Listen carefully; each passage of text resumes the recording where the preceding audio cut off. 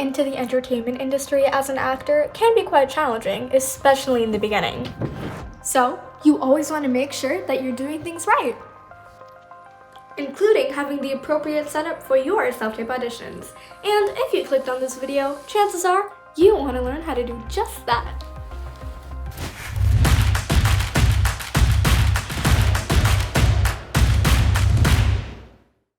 My name is Kashish Kalita, and today I'm going to be teaching you this big 16 key essentials to nailing your next audition through a self-tape. Now, before we get started, it is necessary to know what a self-tape is and why it's important. Basically, before self-tapes were even a thing, actors would literally go to the location of their audition and audition in front of the cast directors on spot. So sometimes the actors were a bit of a nervous wreck. But then quarantine hit and introduced self-tapes. A self-tape is a video audition that is done from home. Actors will film themselves auditioning and then submit it online to casting from home. This brought a lot of benefits because, for one, casting could save money and time, and they can go through hundreds if not thousands of self-tapes in one day. For actors, they were a bit more relaxed and they got to do more retakes. Didn't like this video? Delete it and do it again. Also, you can control a lot of more things through self-tapes. You can control how you look, the sound, the lighting, the framing, and so much more. But the important thing to remember is that self-tapes are always done from home and not outside unless the audition instruction says it explicitly. Now, without further ado, let's get into the 16 big key essentials for nailing that self-tape. Number 1. Follow the taping instructions carefully. I cannot stress this enough. Following taping instructions overrule pretty much anything else. Some casting directors are super strict about these, so always make sure that you read them and then reread them. And don't miss anything, because if you do, you might as well be casting your own part. Also, if the instructions are vague, then definitely go ahead and give a follow-up question to the agent who sent you the audition, but if they don't reply right away, then go with what you know. But remember to always follow those taping instructions correctly and carefully. Background. Always film yourself in a clean, clutter-free area with no messes or distractions behind you. The wall should always be plain, with no photographs, shelves, TV outlets, holes, stains, nothing of that sort. Also, wall color matters. The best colors are the shades of green, gray, and blue. The worst colors are neon colors, red, black, and white. Also, the wall color should complement your skin tone. If you have a lighter complexion, don't go for light colors. If you have a darker complexion, don't go for dark colors. If you don't have a plain wall in these preferred colors, you can always purchase a backdrop. Just make sure that they don't have any stains or wrinkles. Use a good quality camera on a tripod. But Kashish, I don't have a professional camera.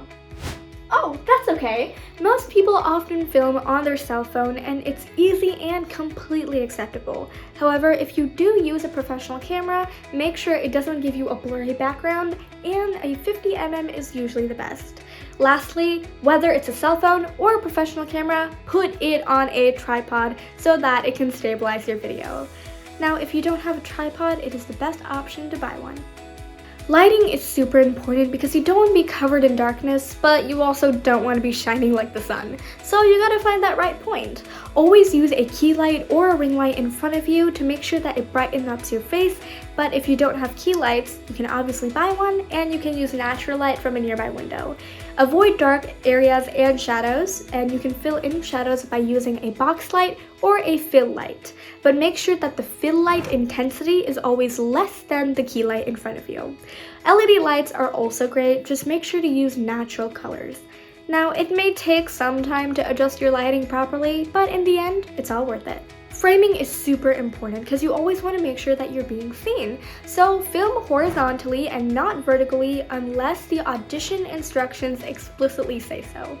Also, make sure you're filming from waist and up, leaving 2 inches on the top of your head as a gap, and lens should always be eye level. If the audition calls for you to sit down, then adjust the height of the tripod, but leave the framing style the same. Also, position matters. Don't be too far off to the side, or all the way in the front, or all the way in the back. Stay in the center. Never look directly into the camera unless it is a slate or the instructions of the audition say to do so. If the audition says, don't look into the camera, then don't look into the camera. Otherwise, look a few inches to the right or to the left of the camera. Now, sometimes in a scene with acting, there is more than one character. So you can put one character to the right, one character to the left. Sometimes a character leaves the scene, so you can play with your eyeline and, like me, follow the character leave. But never lose focus over the face. Casting directors want to see your expressions, so never go profile, never hide your face. You want to stay directly facing the camera.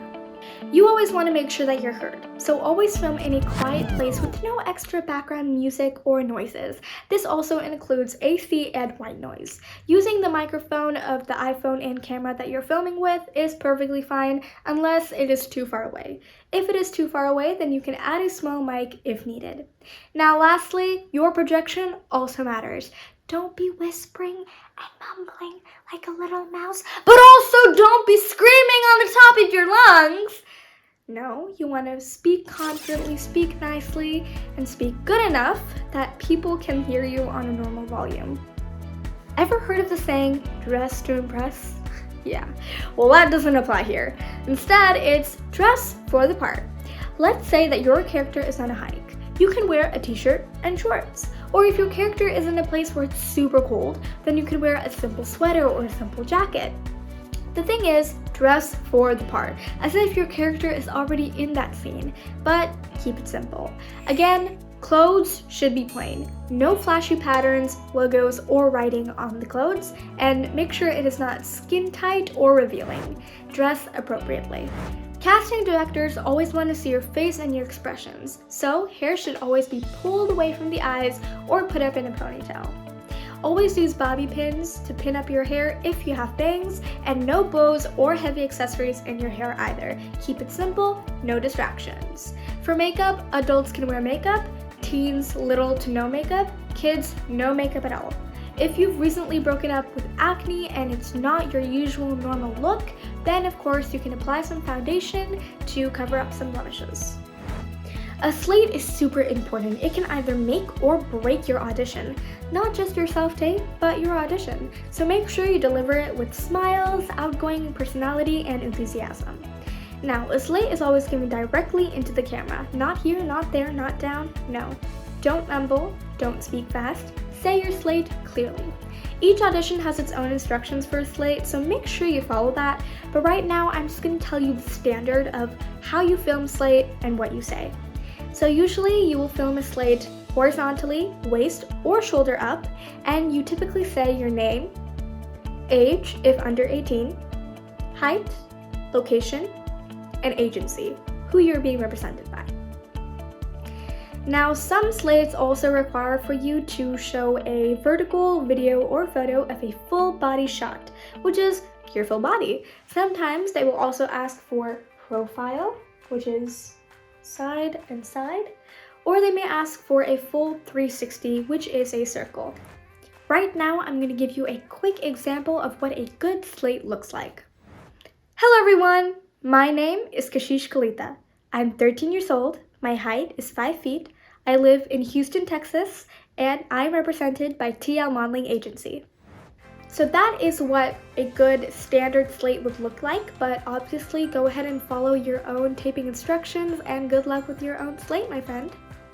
Never ever wait for the last possible second to turn in your audition and don't procrastinate. Alright, if you get an audition, then do it now if time allows. If you get an audition that's due on Thursday 9 a.m., then submit it by Wednesday evening. It is very unprofessional and super obvious when you turn it in at the last possible second. But a perk about being early is that casting directors actually notice. So if you turn it in early or on time, then you have a higher chance of being seen by the casting. So avoid procrastinating and turn your audition on time. Facial expression and tone is super important because it shows your range as an actor.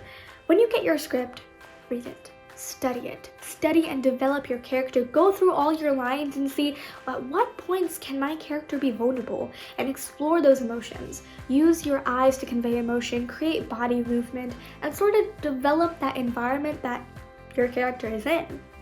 Don't be monotone unless that is how your character actually is. But here's an example of monotone versus not monotone. So let's say that your character is super angry. All right, here's monotone. How could you? See, it's super flat, it doesn't make the audience care about the situation this character is in. But now, look when you make your eyes wide, your eyebrows furrowed, voice louder. Watch what happens. How could you? It is so different. You see the difference? So make sure you add in your facial expressions and tone and see how your acting goes from here to here. Oh, you get an audition? Great. Now sit down and study it. Often, people get into a rush to turn in their audition on time and super early, but really, the truth is, one of the most beautiful things about receiving acting auditions is to be able to sit down and learn about the character and go through the script. What is my character's name, for heaven's sake? What are they like? Why are they like this? What is their motive? Who are they? What are their relations? What is happening in the scene? What's going on? What is happening to them? You need to care about your character if you're going to act them out. So prepare your performance, practice it, and you can also get help from a coach to help you prep and polish your audition. A reader is very important because a reader is somebody who reads the other character's lines in a scene so that you can be more realistic with your part. A reader is always going to be off camera though, but they should never be more louder than you on camera, and they should not be putting in more emotion than you, because guess what? You are the actor, not them. You are the one who's auditioning, not them. Now, if you don't have a reader available with you at the moment, then you can also hop on FaceTime with one of your friends and ask them to read the lines for you. I'll be demonstrating this right now. Hey, Charlie! Hey! Is this a grandfather clock? Actually, it's a grandfather cuckoo clock. It has a real cuckoo bird that pops out and chirps on the hour. Damn it. Okay, you just saw the example of the reader tape, and I'm gonna give a little tip for the reader is that when you have a script like this one that has 2 pages or even more, please make sure that the pages, when you're flipping them, are as silent as possible. Don't make it super loud.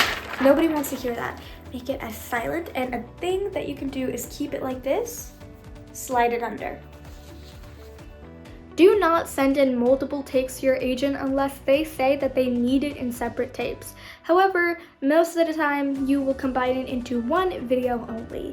And you're going to do that by joining and trimming clips together in video editing softwares. Now, these editing softwares can be found in apps or they can be downloaded in desktop. But some come with a watermark or logo, which you will have to pay to remove. Now, when you get a video editing software, when you choose one, you will only be joining and trimming clips. That is it. You are not going to be adding graphics, no text, no background music, no overlays, no transitions, nothing. Trim and join, that is it. You want to make sure that your audition is professional, so don't edit it like a YouTube video. Never ever film in 4K, instead film in 1080p to get those smaller file sizes. If it is still too big, then you can use editing apps to compress those file sizes, and usually a file size is about 20 to 30 megabytes. I feel like I've been talking a lot, but I am very happy to be able to teach you all the big 16 key essentials for nailing your next audition through a self-tape. I hope you found this video helpful, got to know an appropriate setup for your self-tape, what it is, the do's and don'ts, and if you liked this video, then go ahead, hit the like button, subscribe to our channel for more advice on providing you for the best auditions, and good luck! Bye-bye!